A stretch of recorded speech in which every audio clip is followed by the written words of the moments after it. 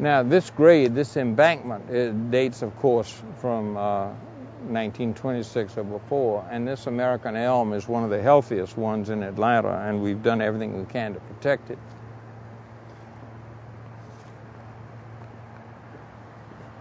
And this walkway is just outboard of where the driveway used to be, so the church would be on our left.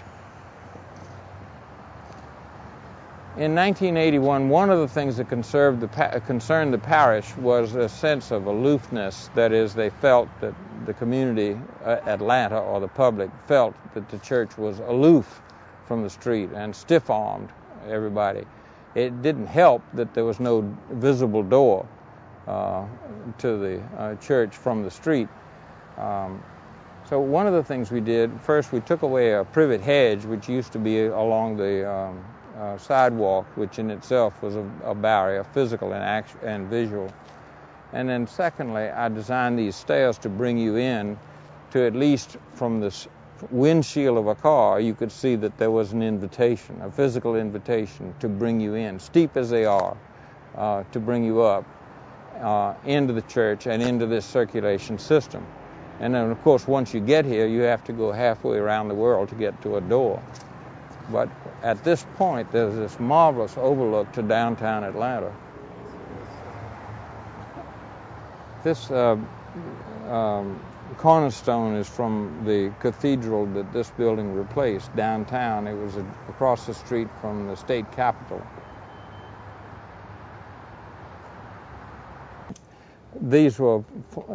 When this property was acquired, after many misgivings, the lady, Mrs. Dunn, said she would never sell this property to the cathedral because she was so put out by the cathedral's growth as well as traffic and noise and so on. But nevertheless, she, having owned it since 1928 or so, when she died, the estate finally decided to sell to the cathedral.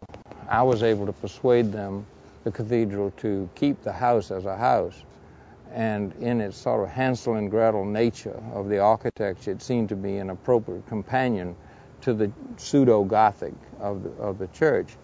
But the body of the land, which is an L-shaped tract, it has a frontage of 100 feet or more on Andrews Drive and a tailbone that goes all the way down to the almost wetland. There's a drainage area down there, but it abuts a parking lot which serves not only the cathedral, but also serves the cathedral-owned apartment building, which is subsidized housing.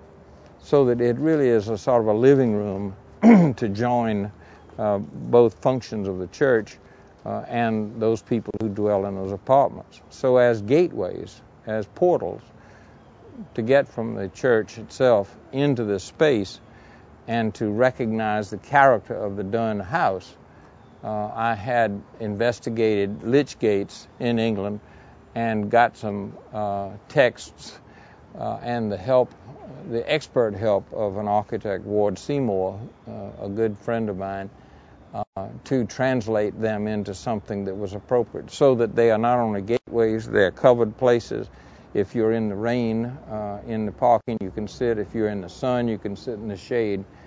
Well, it also was interesting because I have served on the board of the Peachtree Heights West Civic Association for some 30 years, and here I was the planner for the cathedral, and the entire board, as well as the neighborhood, voted against at public hearings the cathedral's acquiring and being able to develop this land. But fortunately, either I was persuasive orally or graphically with plans. We now have a civilized park-like space which is enjoyed not only by the parish, the largest Episcopal parish in America, but also serves the dwellers of the apartment which they are responsible for.